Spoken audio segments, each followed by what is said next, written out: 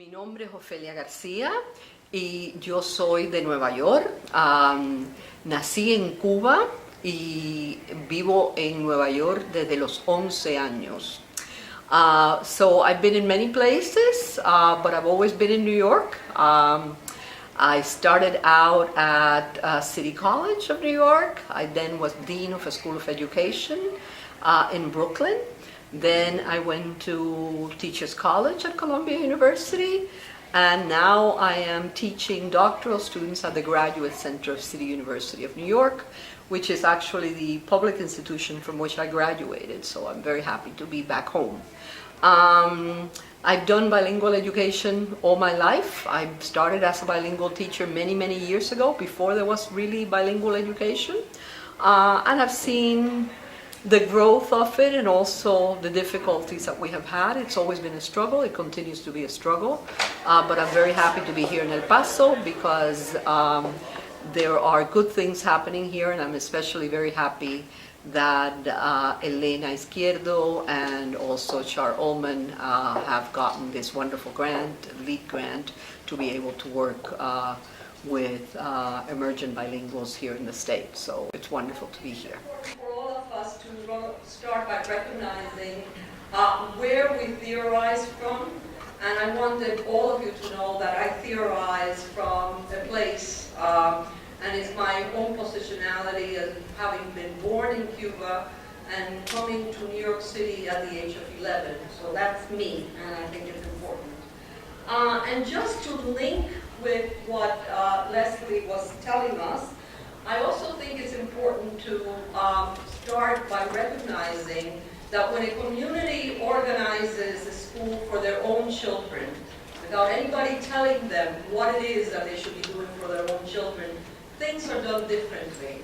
And among the things that Gregorio Luperón did, which Leslie spoke about and which I'm going to further discuss, is this ability to have really developed a dynamic community, bilingual community model of education.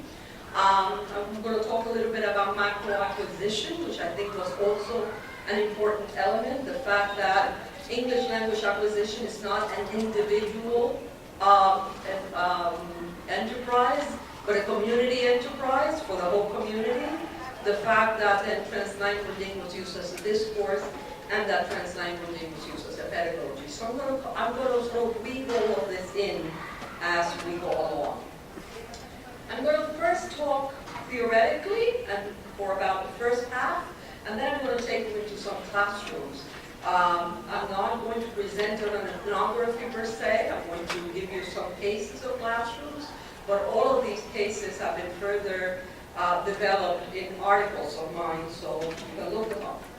So I'm going to just remind you about where we have started with all of this, our language thinking, right? And what I think we really have to understand and remember is that these ideologies that we have about language were really shaped in the 19th century, in the early 20th century, having to do, of course, with nation states and the power of nation states and imperialism. And during these times, of course, what we were told was that there was an ideal speaker, and that the ideal speaker was a native speaker. And I'm going to work today against that notion, the notion of who is a native speaker. And during this time, it was also, especially in the second half of the 20th century, mostly in North America, I want to remind you that most of our scholarship on bilingualism was developed in North America without taking into account the complex multilingualism of all of Africa, of Asia, etc. And it was Wallace Lambert in McGill University in Canada who first started giving us the models of bilingualism that some of us still work with today. And I think what we have to start doing is sort of grappling with the idea that the world has changed, that times have changed, and there are new realities, new socio-political realities that make us really have to think about new linguistic realities also. So, of course, we work with two models of bilingualism. Subtractive bilingualism, which is usually what many of our kids get. That is, they come in with one home language, or then called L1, the first language. Want to work against that concept also, the idea of a first language and a second language. So you start out with the first language, school takes it away and gives you a second language, which then becomes your only language, or additive bilingualism. And as Leslie says, is of course the idea that school just adds another wheel, right? But notice that I have this man with the monocle, right, with one vision, right? And again, I think what we have to realize is that all these ideologies about bilingualism were really very limited, right? The idea that we were supposed to have two full separate wheels, and I don't know about you, but I don't have two full separate wheels, let me tell you. The idea that they have to be balanced, and again, I don't think any of us that are really bilingual are balanced. And the idea that there is a first and a second language, and I can ask around, but I can tell you that I certainly don't understand that literature at all, because I don't have a first language and I don't have a second language. I am bilingual. And the idea that some people are native and some people are not. Some people just are second language speakers. And those are conceptualizations, academic conceptualizations that we still use today. And I think part of what we really need to examine is our discourse and the kinds of differences and the kinds of unequal situations, inequality, that this discourse promotes about our own bilingual students. The idea, of course, was that we had to be balanced, right? That there had to be, that bilinguals were two monolinguals in one, identical. And as you know, as you see with the elephant, of course, what we all know, all of us who are bilingual, is that that is a theoretical impossibility. It is impossible for bilinguals to be balanced, but that is what was expected of us. And the idea of traditional second language acquisition has always been that what we need to do is move towards this ultimate attainment of being like a native speaker, and that it is an individual process, that it is up to us as individuals to move this way. And these are concepts that we all work with. But of course, the result of all this ideology, the result of all this, these concepts of this monoglossic vision is that some of us are completely conflicted, right? That there's insecurity, that there's anxiety, and there's certainly a lot of school failure as a result of our expectations, which have been developed with a monolingual viewpoint.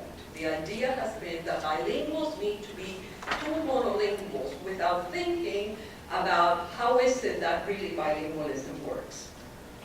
So we've had some advantages and some disadvantages, but certainly the world has changed.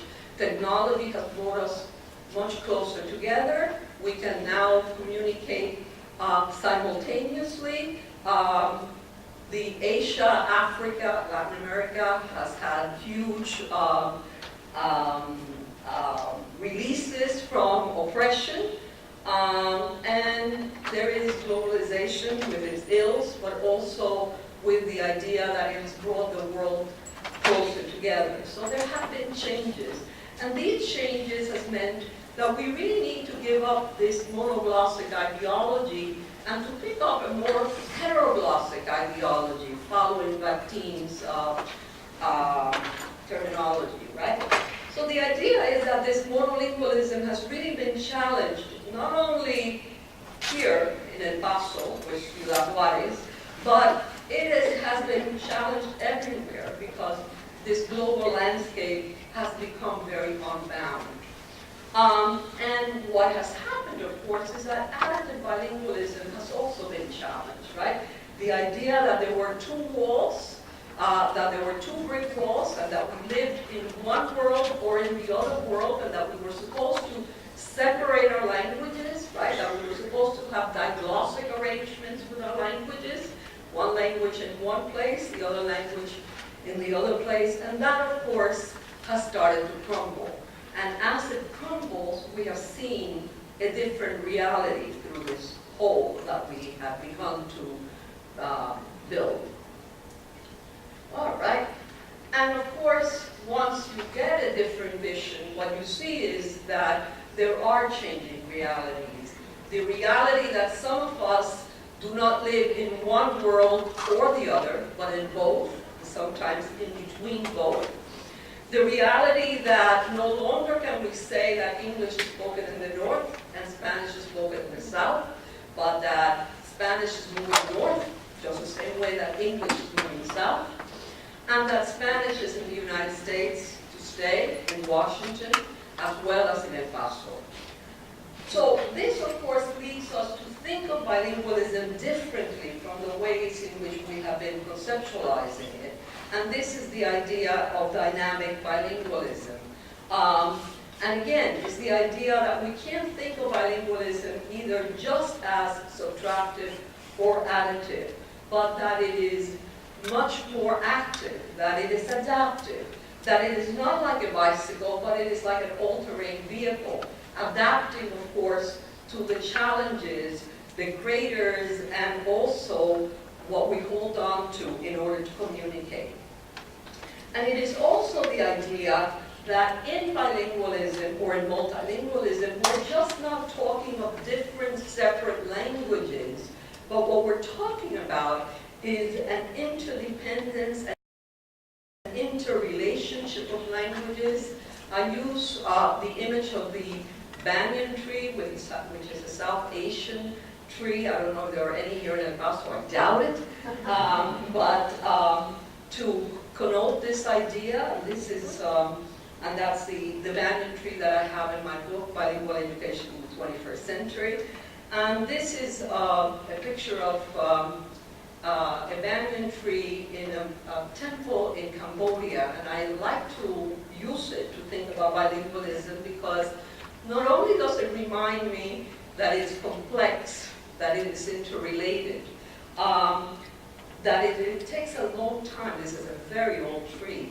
But also, it is the tree that is protecting this very, very old temple. And the same way that I think that our use of the children's full language repertoire is the way in which we really protect their temple, the temple of the child.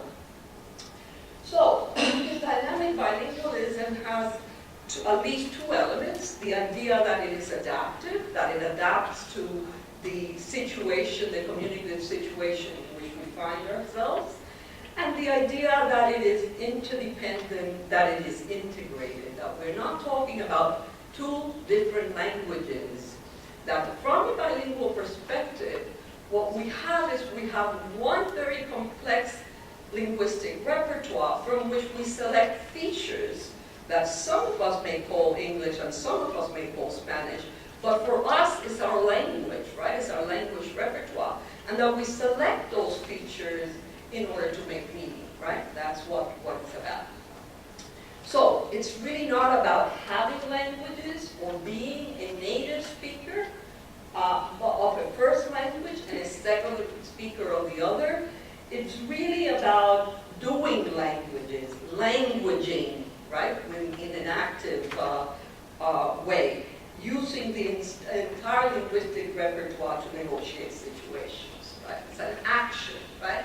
So that it is not something that you have, but you have to keep working with the child, right? In order for them to act, you have to make sure that you give them situations, because every time you jump to make a hoop in basketball, you have to use a different muscle. It is different because the perspective, what's coming, the way in which the ball comes to you is different. It's not always the same. And what you really have to do as a teacher, of course, is to give the child practice, affordances, for them to be able to practice these actions differently. So it's a different perspective. So the theory of language, of course, is that, to think about this dynamic bilingualism, is that language is not just a system of the standardized static structures, but that languaging refers to these language practices as very fluid and flexible discursive actions. And I think that's what I want to emphasize, that it's an action. Now, this is in some ways not new. I think that for many, many years we have all admired the work of Jim Cummins and this idea that of the interdependence of languages, what he calls the common underlying proficiency. And I think all of us know about that. I don't have to go into it.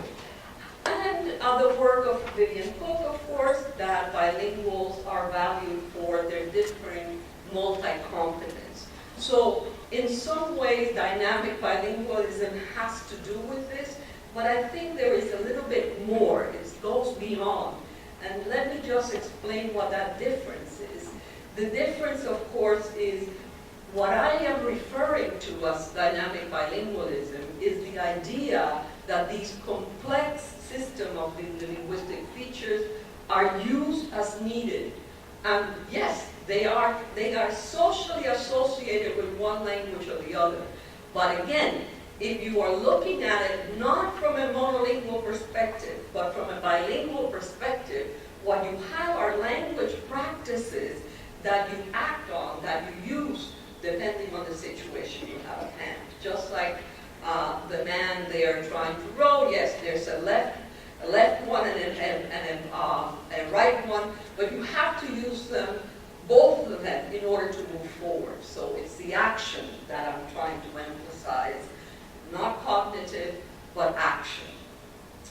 And this is the same thing with the concept of the bilingual macro acquisition, which goes beyond the traditional notion of second language acquisition, because we're not talking about individuals.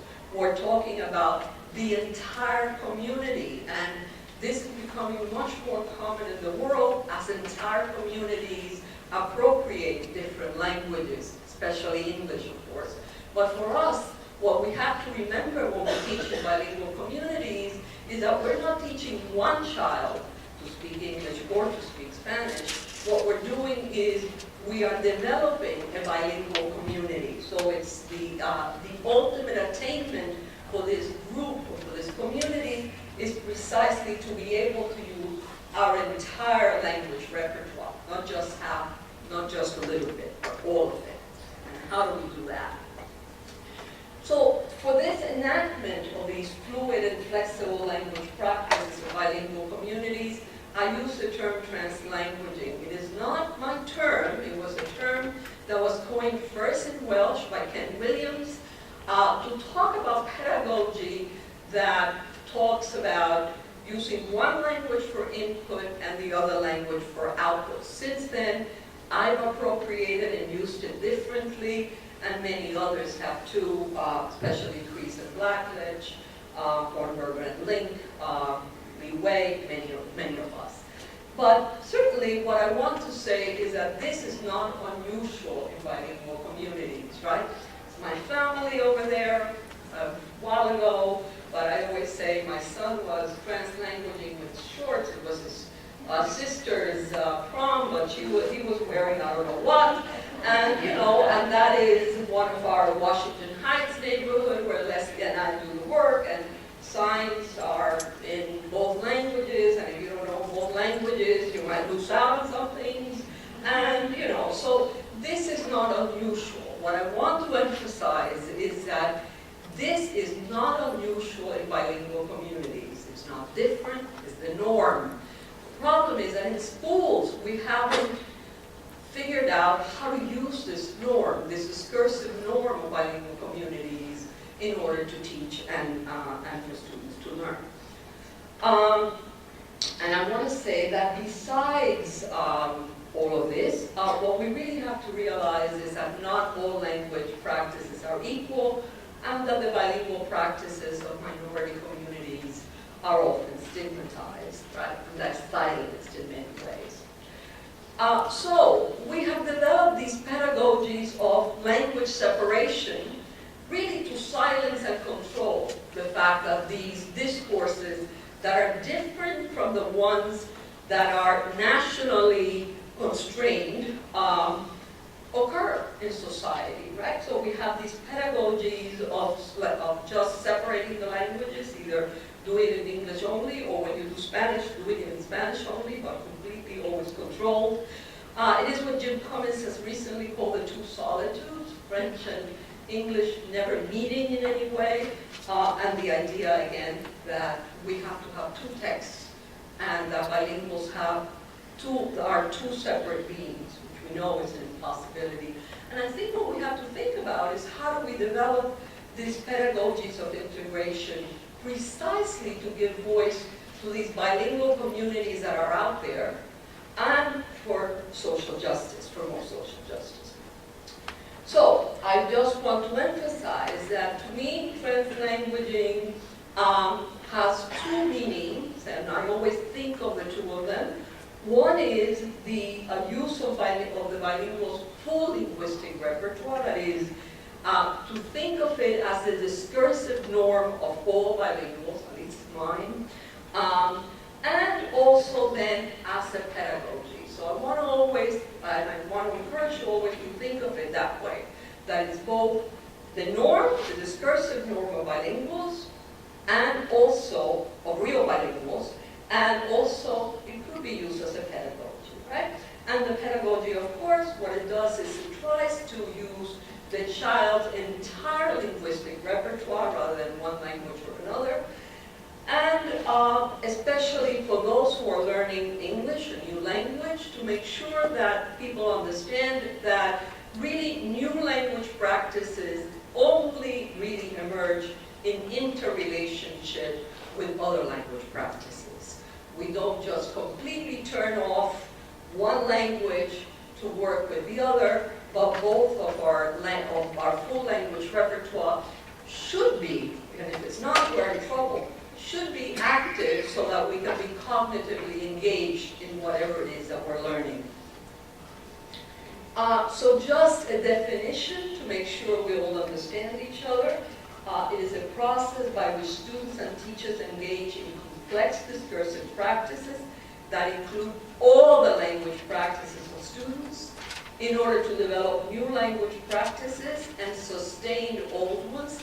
Notice I'm saying sustain, not maintain, and I want to someday talk to you a little bit more about the difference between sustaining languages and maintaining languages, which I think is subtle but important. Sustaining old ones, communicate and appropriate knowledge, and give voice to new socio-political realities by interrogating linguistic inequality, and I think that's very important. Skip this because I think you're getting tired and I want to get into classrooms. So, what I want to do now is think a little bit or give you some examples of how these ideas are being used to really transform educational practices in New York City. And I started with a school in which I've done a lot of work. It's called the Pan American International Public High School. It is a public high school. It is for newcomers. It's only for Latino newcomers. Of course, they are supposed to all be English language learners. By the way, I never use the term English language learners. I call them emergent bilinguals, so that people understand that if they learn English, what they're really going to be doing is becoming bilingual, right? So that this is not just something that bilingual educators should be concerned about, but everybody, ESL teachers, general ed teachers, everybody should be thinking about bilingualism, because indeed, if you are really developing the students' English, we're making them bilingual, so emergent bilinguals is the word that I use. But the idea, of course, is that even though they're emergent bilinguals because they have not passed the state test, they have, again, a range of communicative ability, both in English and in Spanish. It's not, we think of these students who are classified all have the same level of English and the same level of Spanish. And we know that is not the case in reality. And what I want to do in this school is bring you into the classroom of Camila Leiva, a very talented Chilean teacher. Well, she was born in the US of Chilean parents, very socially committed also, and I want to take you into one of her lessons, if you let me. And Camila teaches English, right? And on Mondays she does something she calls Hip Hop Mondays. And what she does during Hip Hop Mondays is she brings in hip hop and they do activities. So this particular Monday, they did Si Se Puede by the Chivo of Quinto Sol, which some of you might know. No? Nobody knows them? No? Nobody knows Si Se Puede? Okay. So Si Se Puede, look it up. It's a video, right? It's a music video. And she shows the music video. The music video, of course, I'll tell you about what it says in a second. But basically what she does, if you see, I mean, I don't know what happens here, but in New York City, in high schools, everybody does first what they call do now, right? And do now means that, you know, when they change classes, they're all doing different things. So all the teachers have to have a do now on the blackboard, which means that they at least have to get out their pen and write something, so they have to make sure that they have a pen. So she first has to do a do now. She's been doing conflicts in literature, so now she's going to do it in hip hop. And then she plays the video, Si Se Puede. I'll tell you about what it's about. But as you see, what she has them do afterwards is to translate. This is a worksheet she's been using. Translate the Spanish into English, right? And then she has them do some work, you know, list the 4 keywords, the problem, conflict, the literary conflict, etc. But, and then after she does Si Se Puede, well, let me tell you what Si Se Puede is about.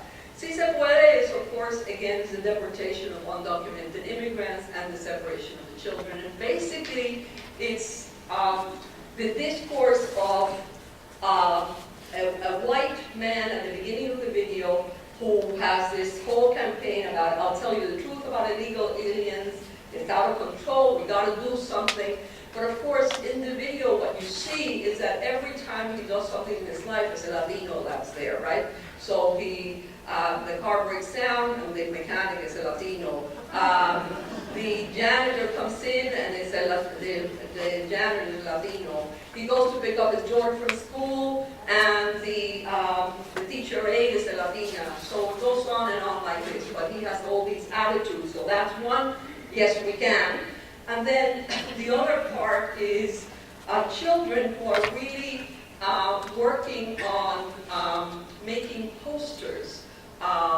Children who have had their parents deported and are making posters against it, getting ready for some demonstration of some kind. And they're wearing different kinds of t-shirts. So the white man is wearing one that says "Speak English," and the children are wearing some that say "Born in the USA."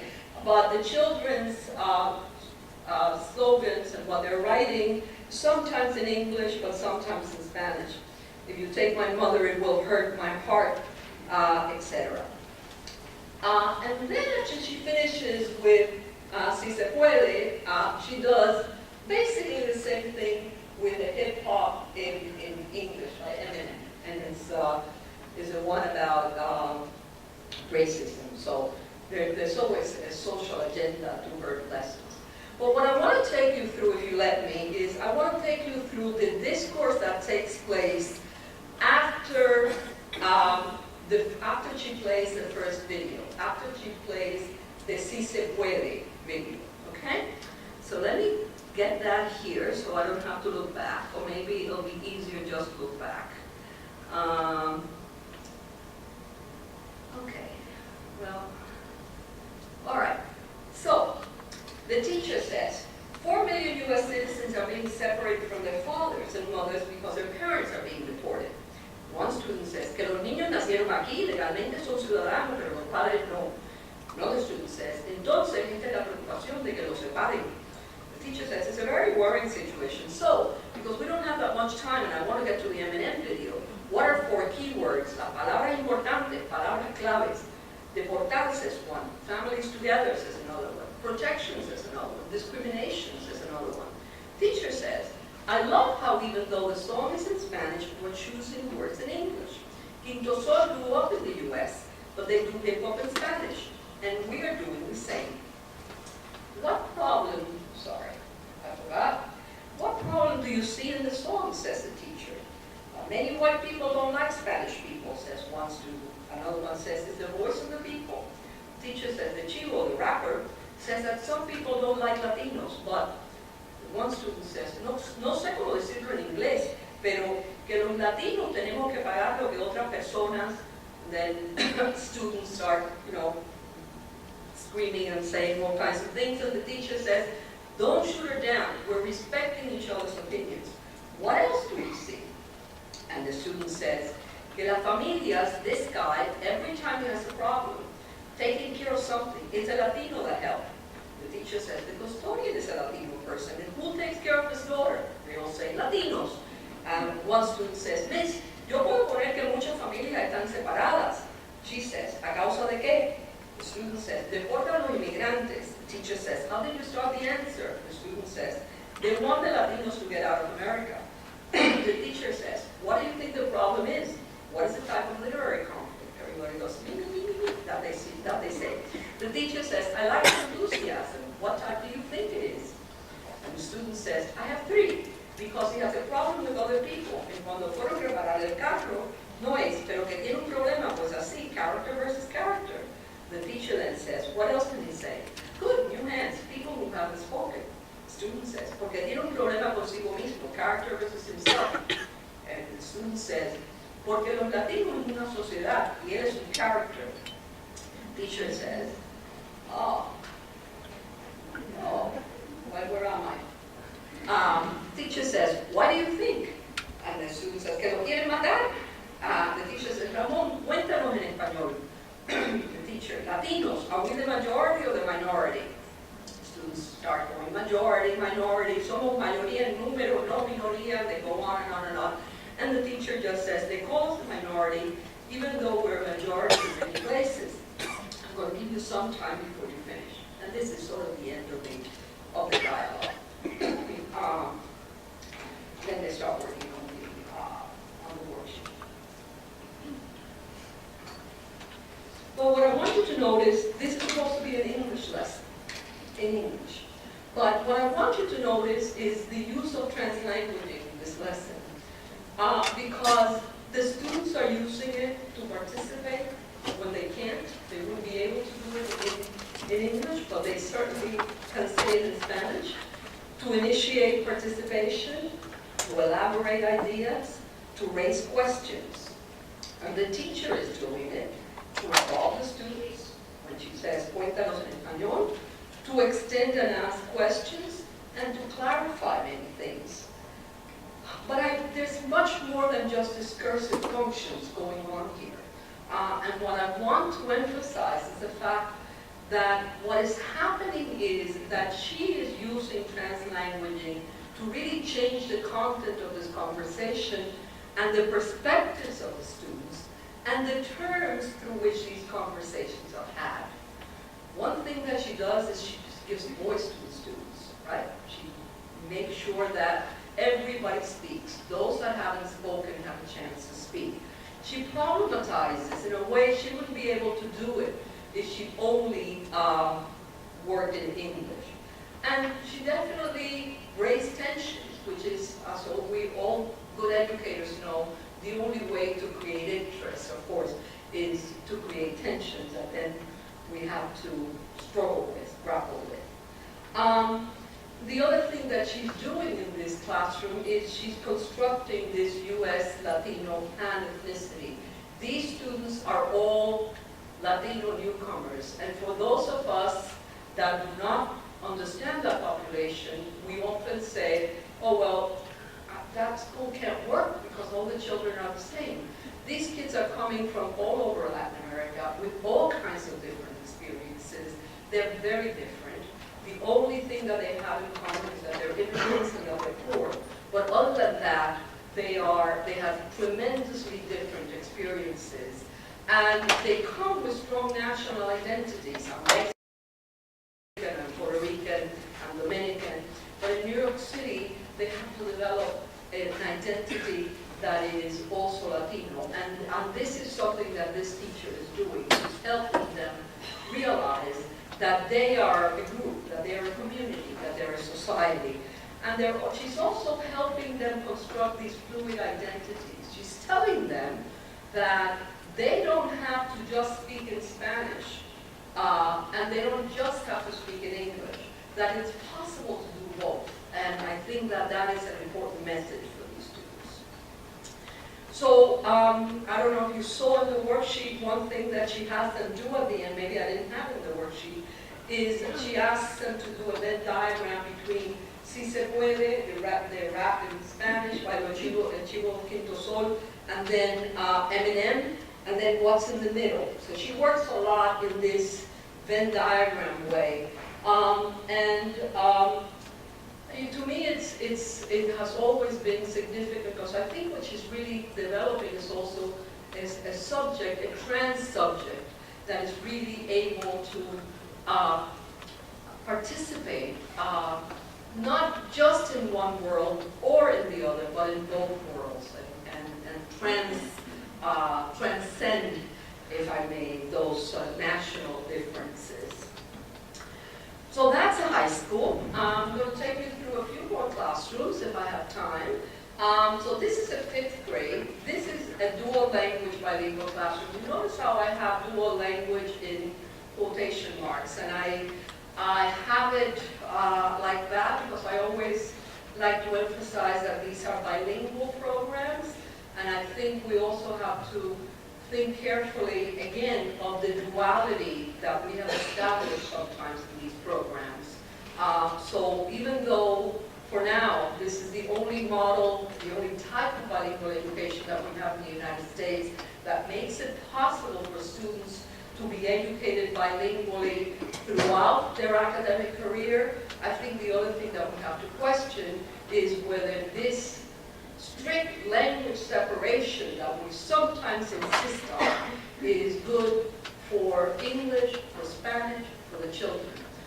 Because I think that these are American bilingual children, and as American bilingual children, they need to be able to have much more fluid language practices than just English only, or just all the time Spanish only, especially Spanish that is not theirs. So I think that these are things that we need to figure out together. But this is a 5th grade classroom. This is Maritza Rios' class. Maritza is Puerto Rican, and she has a self-contained classroom. These children have been together from the beginning.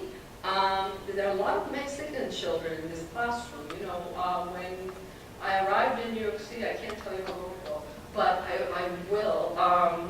In 1961, there were absolutely no Mexicans, but now there are a lot of Mexicans. So this particular classroom has a lot of Mexican students. And she does Spanish in the morning and English in the afternoon. But, you know, again, we set up classrooms and types and models of school as if everybody is there all the time. And all of us who work in schools know that children come and go. In this classroom, she's fortunate. She only has one that just arrived. So everybody else is bilingual, but now there is this child who had just arrived from Puebla. So, so one thing that happens frequently in this class is, of course, the teacher lectures in one language and the students take notes in the other. The students read in one language, but they discuss always in another. The students read in one language and write in another. Then I have the post-it notes because I want to remind myself, I don't know what you do here to teach literacy, but in New York City we are using a lot a balanced literacy approach, a workshop type of reading and writing.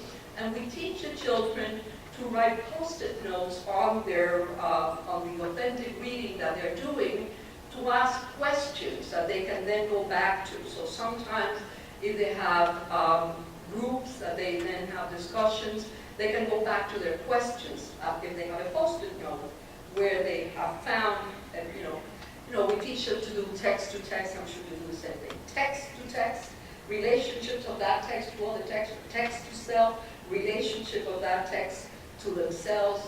So the kids have become very good at this. And they all, when they read, they all ask questions. These text-to-text questions, or text-to-self questions, text-to-world questions is another one. But they have post-it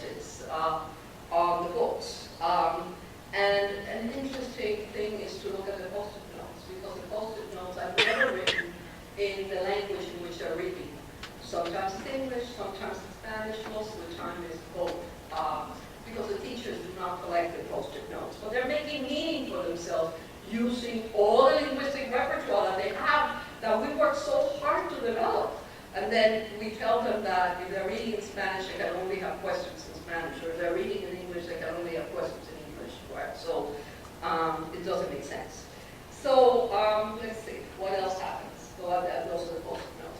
So here's another day in which this teacher, I told you, teaches in Spanish in the morning for some reason, and she teaches social studies in Spanish. Now, the 5th grade curriculum in New York State is about U.S. colonial history. So what happens, of course, is that the kids are constantly, they write about colonial history in Spanish, the U.S. colonial history in Spanish. And this is a day in which she has given them questions to write an essay.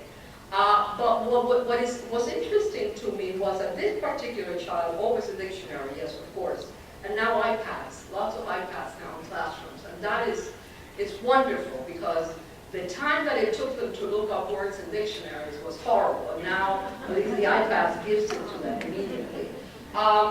But this particular day, she has now written, copied from the blackboard, the questions that she's supposed to answer in an essay.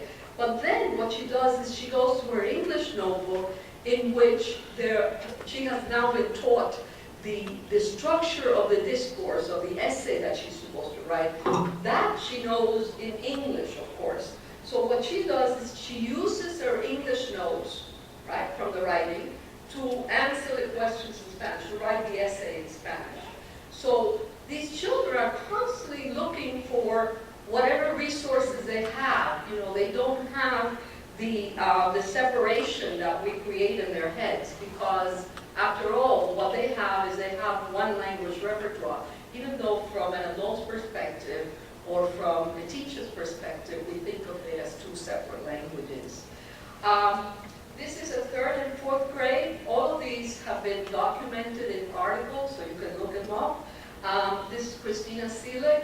Some of you may know her book. I have recommended highly.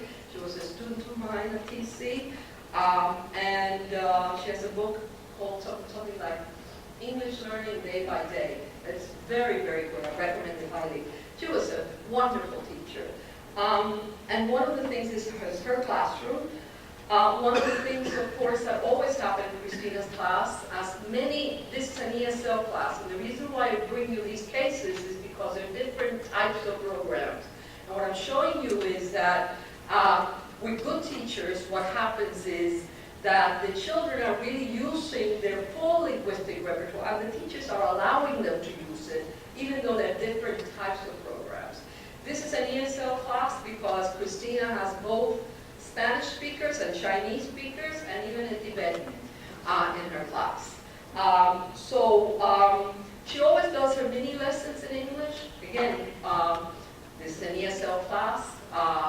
The Balanced Literacy Program requires that you do first a mini lesson, and then you get the kids to really work on their own, either independently or in groups, depending on what it is that you're doing.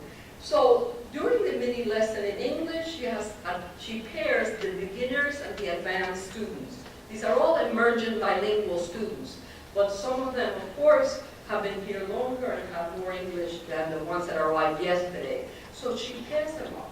And there is this turn and talk that accompanies balanced literacy. That is, the teachers model whatever it is that they're teaching, and then they ask the kids to turn and talk to their partner so that they can practice what she has modeled. This is the way that it works.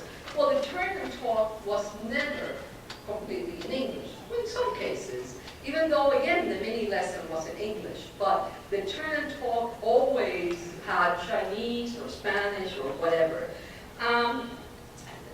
Christina is bilingual. She's married to a Spaniard, so she has enough Spanish. And the kids often pose questions in Spanish also, and old people always have to go, what happened to the Chinese kids? What I realized was was that the Chinese children, first of all, she provided a lot of support, I'm going to tell you a little bit about it, to the Chinese kids. But because all these kids were emergent bilinguals, they didn't understand too much of what was going on anyway, even when it was in English. So when it was in Spanish, they weren't overwhelmed. It was part of not understanding what was going on, which was very common. So it was always very interesting to me. She has reading groups by levels, but she always has dictionaries available, and the reading groups have discussions in Spanish and in Chinese. The children read independently, always in the language of their choice. She always has the Ziploc bags with all the books, and she has made it a point to find books in Spanish, in Chinese, and yes, even in Tibetan. Now, she had a lot of trouble doing that. She found a temple that actually gave her material, and also the parents came and along with a person from the temple was able to really translate some of the books that she read out loud a lot into Tibetan. It was just for that child to have something in her language. And the most interesting part always was the listening center to me, because you see the kids on the left here. What she has done is she has invited the parents to tape the books that she reads in English, to tape those stories in Spanish and Chinese and in Tibetan.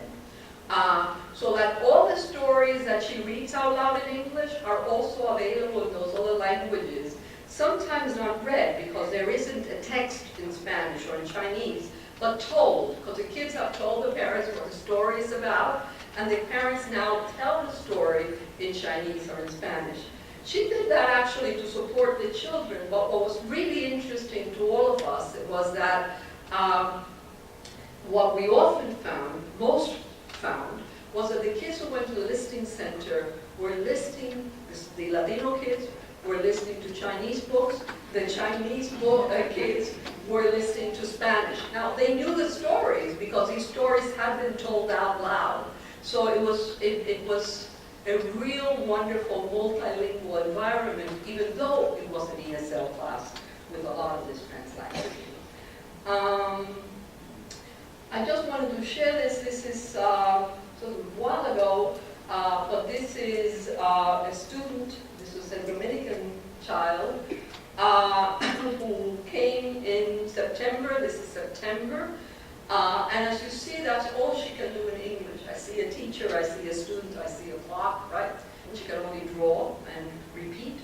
But again, Christina has always encouraged the students to write in Chinese, in Spanish, in whatever it is that they have, because she is sure that the development of a voice is more important than the development of lexical items, right, in English. That they will, if they have a voice, they will eventually want to say something in English.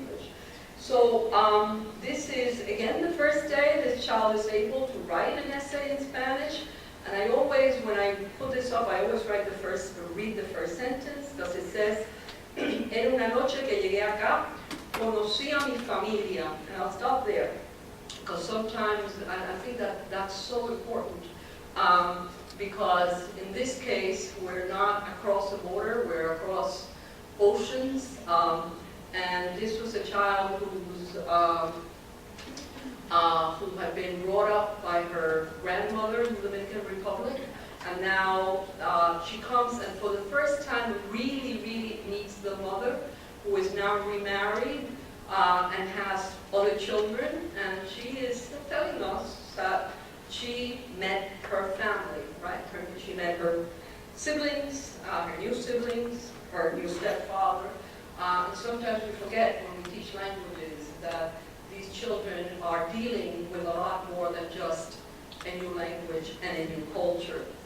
But I want to show you what happens by November. This same child is able to write an essay mostly in Spanish. She has the thesis sentence, right? The first sentence is in English.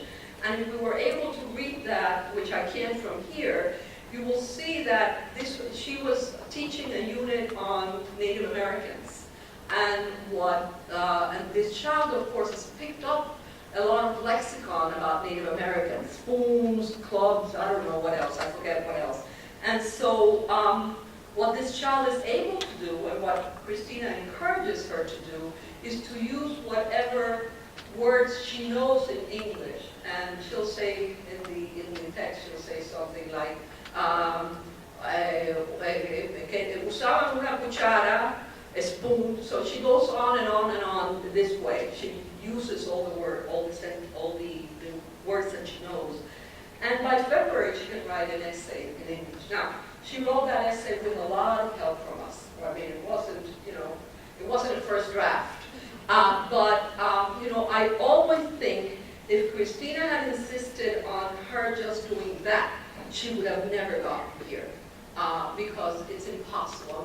What she worked on was making sure that she developed a voice in writing and that she appropriated English within her voice. And that's the beginning of what you see and then what we have afterwards. I'll just give you one example of another study that I did in the kindergarten. This was also a bilingual two-way dual language kindergarten. This was a side-by-side model, so there were two teachers, one that taught in English, one that taught in Spanish, Maya Starchevic and Terry Alley. And this is an example, and again, they go crazy. Oh, in this room you only do English, in this room you only do Spanish. But of course, these kids come together and they have to make meaning. So this is a day in which Adolfo, who is an emergent bilingual that just has very little English, and Beatriz, who is bilingual, are snacking. And I'm sitting across from them, and Adolfo finally looks up and looks out the window, and he's talking to himself like all kindergartners do. If you've ever worked in kindergarten, you know that they all talk to themselves. And Adolfo says, "Está lloviendo mucho." And then he realizes that the table are other people that don't speak Spanish. So he says, "Look, it's washing. There's washing afuera," he says. And Gabriela says, "Está lloviendo." Adolfo, raining. So she tells him, "Adolfo, raining." And Adolfo says, "Raining." So, I mean, they have their own resources. And this is an ESL class. And this day, the teacher has taken the children out, right? And she's supposed to be teaching comparatives and superlatives. And she's going, this tree is bigger, this tree is smaller. And I'm sitting next to Alicia, which is hard for me, but sometimes I can't do any work in kindergartens anymore because I can't sit in those chairs or on the floor. But anyway, that day I was sitting next to Alicia. And one of the things that, she tries it out under her breath, and she goes, this tree is, and she's grande. So what I want to emphasize is that she is making meaning of English with her linguistic resources, right? It's not that she is just forgetting, but that's how she gets there. She gets there with her Spanish, with her linguistic resources.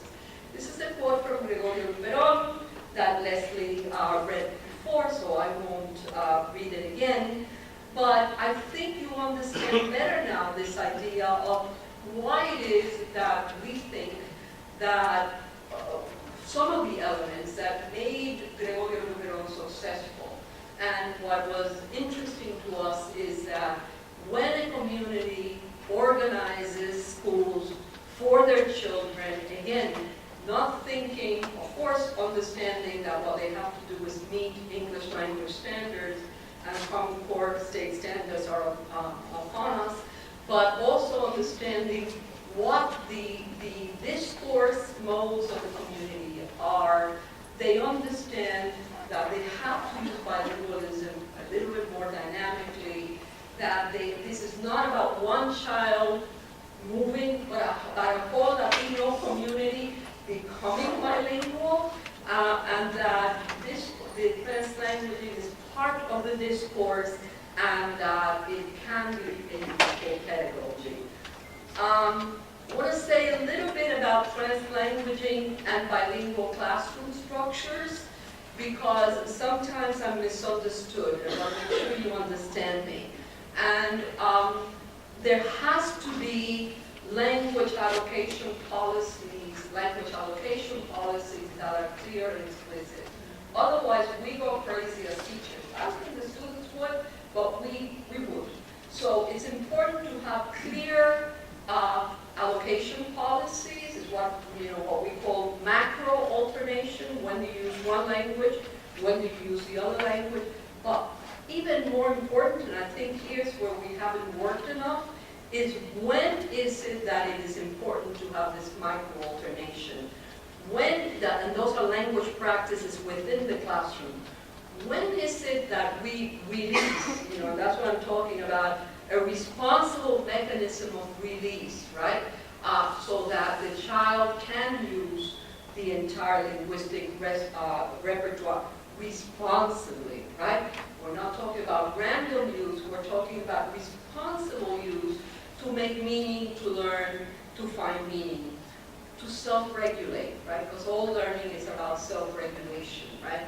And so we have to also make sure that they learn to self-regulate. When is it possible to use the internet, use a computer, and search for information about Mexico in Spanish? And when does it have to be done in English, and why? And those are things I think that we need to teach the kids, right? Instead of saying, now we're doing English and now we're doing Spanish. There may be a way in which we can think further of this mechanism of release so that we can be truly bilingual. So, just sort of to wrap up, because I know I've gone for a long time, I think that one of the things that translanguaging does is it gives voice to all sociolinguistic practices by really releasing the enunciation itself, not constraining it in the way that we're always constrained to speak. It changes conversation. It really shapes the content and the terms of the conversation and who participates in the conversation.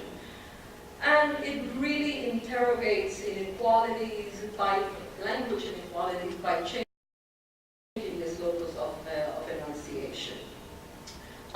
Really for U.S. Latino youth, this dynamic bilingualism really releases them from an Anglophone ideology that really demands English monolingualism for all true U.S. citizens, and at the same time a Hispanophone ideology that blames U.S. Latinos for speaking Spanglish, right?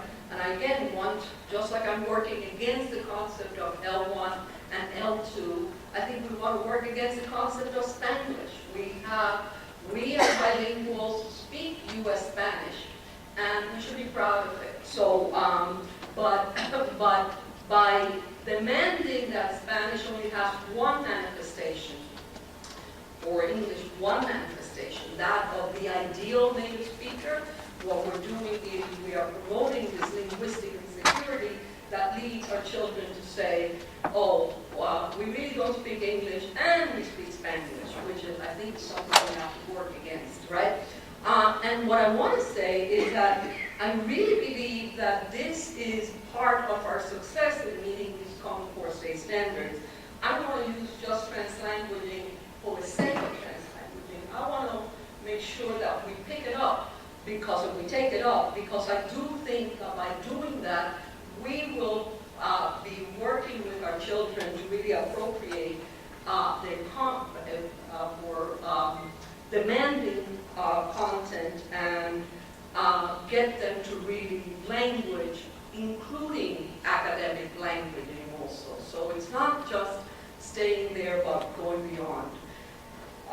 This is my last book with a series of colleagues, and what this is a study of different communities in New York, of very many different kinds of communities that teach their own children in these after-school supplementary, we call it community bilingual education.